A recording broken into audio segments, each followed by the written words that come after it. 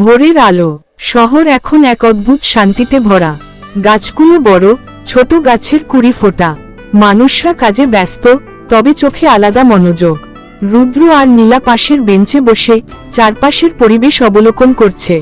রুদ্র ধীরে বলল, প্রতিদিন নতুন প্রশ্ন আসে, কিন্তু এবার কি আমরা উত্তর দিতে পারবো? প্রত্যেক দিন নতুন সুযোগ নিয়ে আসে। এবারও শুরু হলো নতুন অধ্যায়।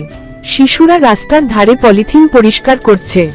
দোকানি ছোট ছোট নোট দিয়ে মানুষকে ধন্যবাদ জানাচ্ছে।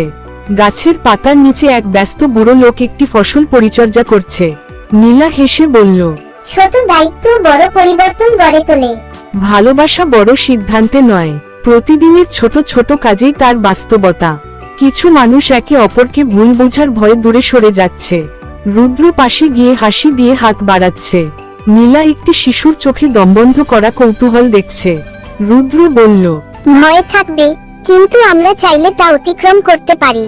ভয় ও পরিবর্তন একসাথে আসে। শক্তি তখন প্রকট হয় যখন সাহস হাতে আসে। মানুষ নিজেদের কাজ করছে, হাসছে, সহায়তা করছে। ছোট আলো আর ছোট গাছের প্রতীক। শহরের রঙের ভারসাম্য ঠিক রেখে সবকিছু ধীরে ধীরে ছড়াচ্ছে। নীলা বলল, একটা কাজ অন্যকে অনুপ্রাণিত করে। ছোট আলোক কণা ছড়ায়। পরিবর্তন কখনো বড় শোরগোল করে না, নীব্রতায় ছড়িয়ে যায়। রাত, শহর শান্ত, গাছের শিকড়ের মধ্যে নরম আলো জ্বলছে।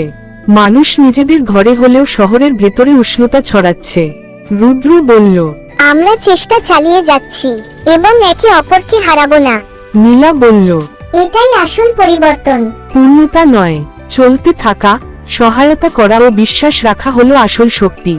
শহরের বিভিন্ন স্থানে নতুন ছোট গাছ জন্ম নিচ্ছে। শিকড়গুলো মাটির নিচে যুক্ত। রুদ্র ও নীলা দূরে দাঁড়িয়ে দেখছে। একটি গাছ কখনো একা বন হয় না, কিন্তু প্রতিদিনের ছোট কাজ বন গড়ে। পরিবর্তন কখনো একদিনে হয় না, কিন্তু প্রতিদিন থেকেই শুরু হয়।